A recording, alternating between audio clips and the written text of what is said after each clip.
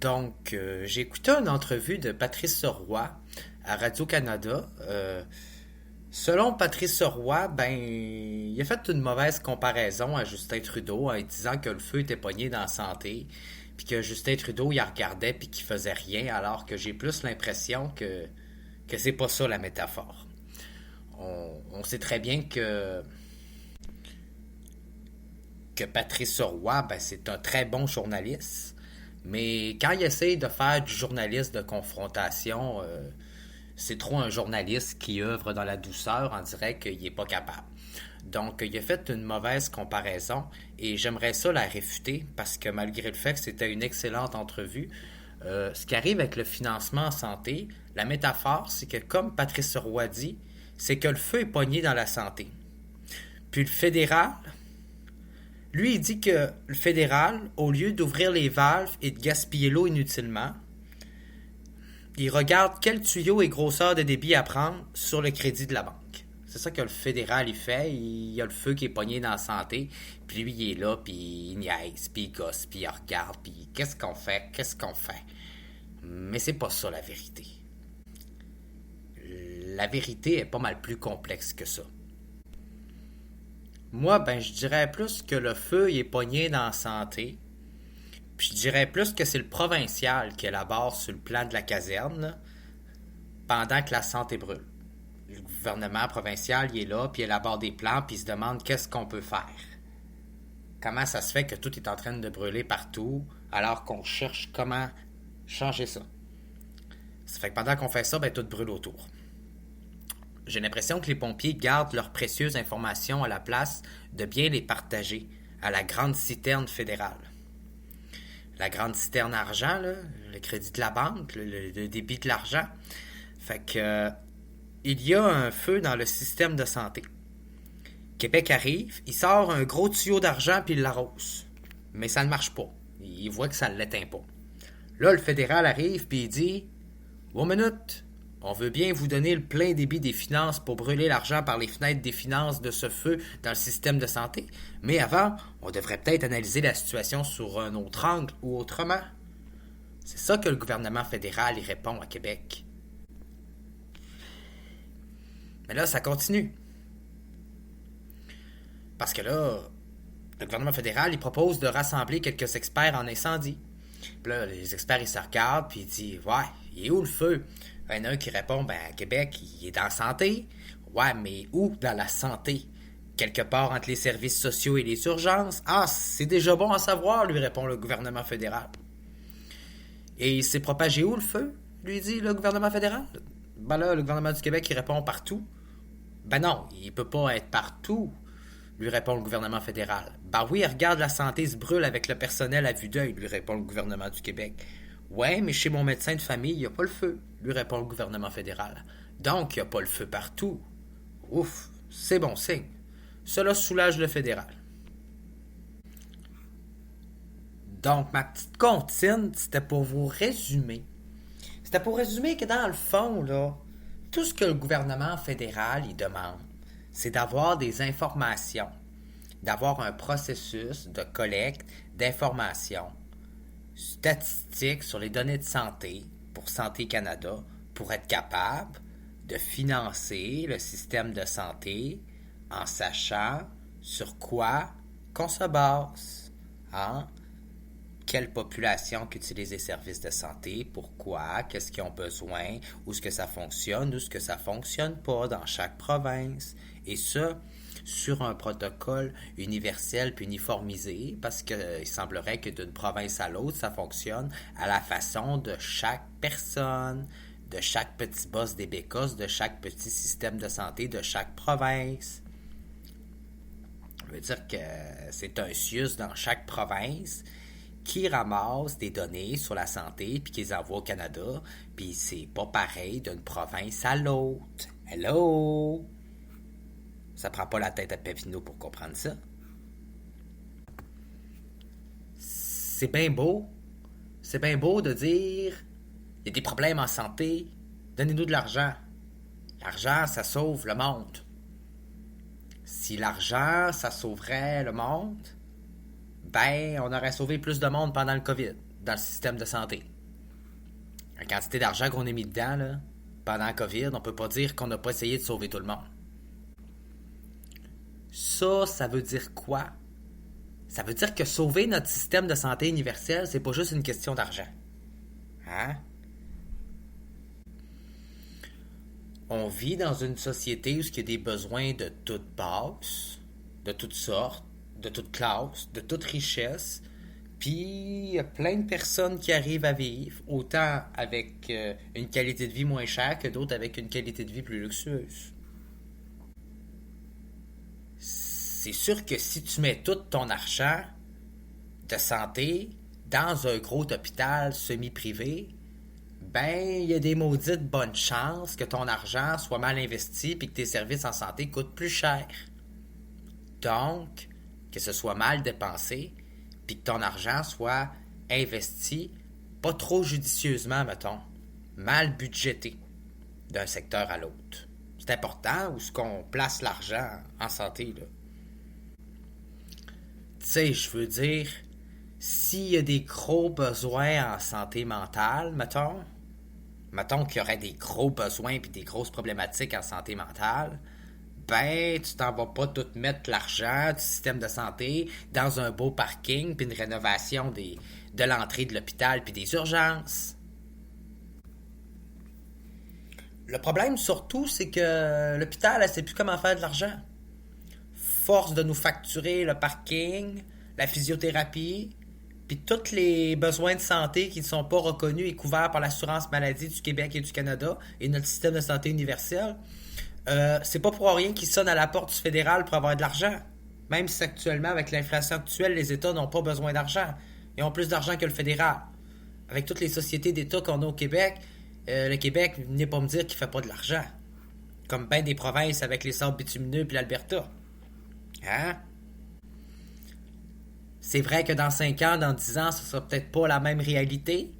Mais là, présentement, c'est pas l'argent qui manque dans le système de santé. C'est le personnel compétent. Puis quand je parle de personnel compétent, ben c'est qu'il n'y a même pas 30% des étudiants en psychologie qui finissent diplômés, puis qui finissent par pratiquer la psychologie. Demandez-vous pas pourquoi ça va pas bien en santé mentale. C'est pareil pour la médecine. C'est pareil pour l'ordre des infirmières. C'est pareil pour d'autres tâches connexes pour les préposés. Pour tous les autres experts, en fait, il n'y a pas beaucoup de reconnaissance dans leur domaine.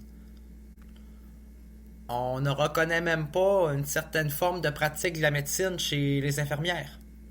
C'est quand même assez intense. Ça veut dire qu'on reconnaît même pas le statut des soins de première ligne, de première urgence, de première nécessité. Ça veut dire que notre système de santé, là, il fonctionne comme une grosse hiérarchie, là, une grosse pyramide, là, pyramidale, comme le système universitaire, basé sur une forme de colonialisme. Puis le problème, selon moi, il est là. Le problème, c'est dans la gouvernance. Il y a tellement un gros manque d'indépendance vis-à-vis de la santé. Puis d'un autre côté, dans certains secteurs, il y a tellement trop d'indépendance sur la santé par rapport à nos politiques. On gère notre système de santé comme si c'était un bureau de comptabilité, puis que le monde était juste des numéros, puis des chiffres, puis des bouches à nourrir. Mais même pas, on voit pas des bouches à nourrir. On voit genre 3 piastres le repas sur le menu. Par personne. Moi, je pense que cette gestion-là de fonctionnaires dans un réseau de santé, ça frôle la déshumanisation collective et sociale de tous nos services et nos systèmes. Notre personnel, nos professionnels ont tout simplement pas de reconnaissance de pouvoir. Ils n'ont tout simplement pas de libre champ dans leur métier. Ils ont les mains liées dans leur pratique. C'est ça qui arrive. Les gens sont plus intéressés à travailler dans le réseau de santé parce que c'est trop dur. Il n'y a pas de conditions de travail. C'est une roue qui tourne, c'est un cercle vicieux. À partir du moment où il y a de moins en moins d'employés, ben c'est tout le réseau qui compense pour le manque. Puis à partir du moment où ce cercle-là est enclenché, si on n'améliore pas les conditions puis qu'on va pas chercher du personnel, bien le réseau est condamné à se dégrader, à s'enfoncer. C'est une spirale qui tombe, là. C'est un trou sans fond, c'est un trou noir, c'est un tourbillon. Puis au Québec, on a encore un système universitaire qui laisse à l'écart plein de professionnels, à l'écart du réseau. Au lieu de les mettre à la contribution volontaire, au lieu d'intégrer plus de notions de stage, de bénévolat, d'intégration professionnelle, de formation reconnue, au-delà des doctorats, ben on se retrouve avec un réseau de professionnels qui frôle l'impratique professionnelle dans un système qui est beaucoup trop refermé, qui manque beaucoup trop d'ouverture, qui frôle un peu la discrimination systémique au sens large, au niveau de la connaissance, de la qualification. C'est quasiment du rejet et de la discrimination à l'embauche. On fait une sorte de sélection des meilleurs élèves, une sorte de sélection populaire des élèves les plus proches des professeurs, puis les favoris, ceux qui ont les meilleures notes, ceux qui sont des bols, ceux qui pètent des scores dans les examens à l'école. Ça veut pas dire que dans la pratique du métier, c'est les meilleurs professionnels, ces gens-là, là.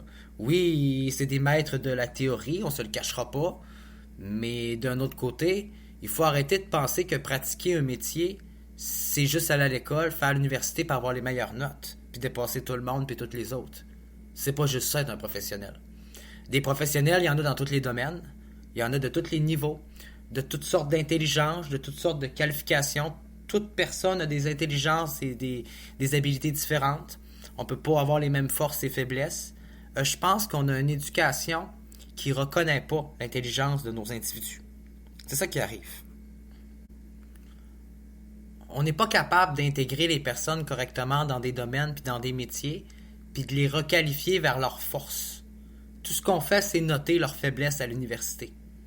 T'as échoué dans tel domaine, t'as pas passé ton examen, t'as pas la moyenne, t'as pas la bonne cotère, tu passes pas, tu ne deviendras pas un professionnel, tu travailleras pas dans notre réseau, même s'il y a une pénurie de main-d'œuvre. C'est ça la mentalité du Québec. Même si t'étais bon dans l'art-thérapie, même si t'étais bon dans la psychanalyse, ouais, même si t'étais bon dans tel domaine, dans tel sujet, ben parce que t'as coulé l'ensemble de la matière, il n'y a pas de porte ouverte à te requalifier et à te faire suivre un stage et une formation dans un domaine qui pourrait te donner la compétence et la diplomation d'exercer ton métier dans le domaine qui te convient le plus.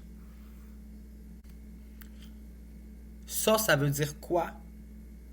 Ben, ça veut dire que même si tu n'as pas réussi ton bac en psychologie, mais que tu avais quand même toutes les compétences sociales pour travailler dans le communautaire, dans le milieu de l'itinérance, dans une maison pour sans-abri, en sexologie, en toxicologie, mais qu'on t'a fermé la porte de l'université puis de la diplomation juste parce que tu n'étais pas dans les meilleurs élèves, parce que tu n'avais peut-être pas toujours le temps d'étudier, parce que tu travaillais à travers ça, parce que tu avais une vie, parce que c'était pas maman puis papa qui payaient ta voiture, tes études, ton char puis tout ce qui va avec.